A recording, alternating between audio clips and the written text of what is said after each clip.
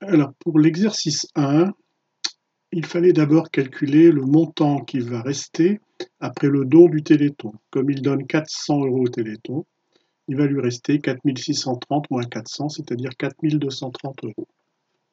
On vous dit ensuite qu'il conserve la moitié de ces 4230 € pour faire un voyage et l'autre moitié qui va distribuer de manière équitable à chacun de ses 5 petits-enfants. Donc on va calculer la part qu'il va partager pour les petits-enfants, c'est-à-dire la moitié de ces 4230. 4230 divisé par 2, 2115 €. En fait, il y a 2115 € gardés pour faire un voyage et 2115 € qu'il va partager avec pour les 5 petits-enfants. Donc on va calculer la part que va recevoir chacun des petits-enfants. Comme ils sont à 5, on divise 2115 par 5, ce qui donne 423 €.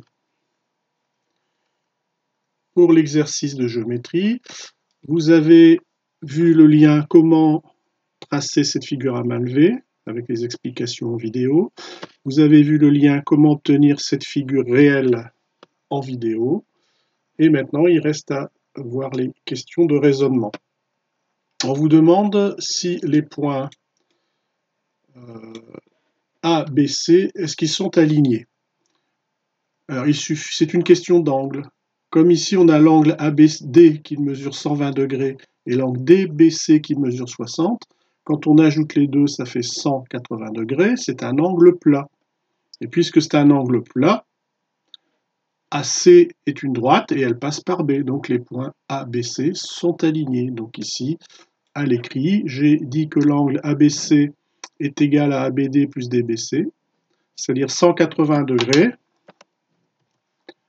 ABC est donc un angle plat, ce qui fait que les points A, B et C sont alignés. Ils sont sur une même droite.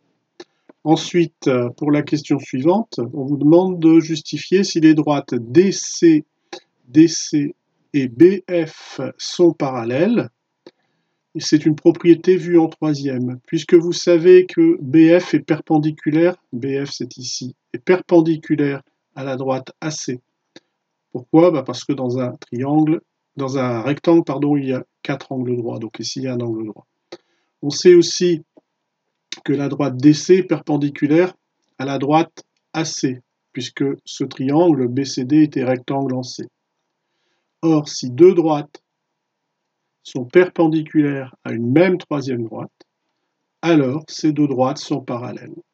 Conclusion, les droites DC et BF sont bien des droites parallèles. Nous venons d'écrire une preuve, nous avons prouvé que les droites sont parallèles. Dans une preuve, il y a 3 parties. Les données, alors les données peuvent être des notions des renseignements qui sont écrits dans l'énoncé ou des renseignements qui ont été prouvés dans des questions précédentes. Les données peuvent être aussi des codages sur une figure qui ont été donnés dans l'énoncé. Suivi d'une propriété. Le mot or, c'est un petit mot de liaison logique. La propriété en elle-même commence par si et finit par alors. Si deux droites sont perpendiculaires à une même troisième, derrière le si, nous avons les données. Deux droites, BC et DF, perpendiculaires à la même droite AC. Alors, et derrière le alors, c'est la conclusion. Ces deux droites sont parallèles. En fait, la conclusion se trouve dans la question posée. On vous demande de justifier si les droites sont parallèles. Comme ici, avec cette propriété, on arrive donc à justifier qu'elles sont parallèles.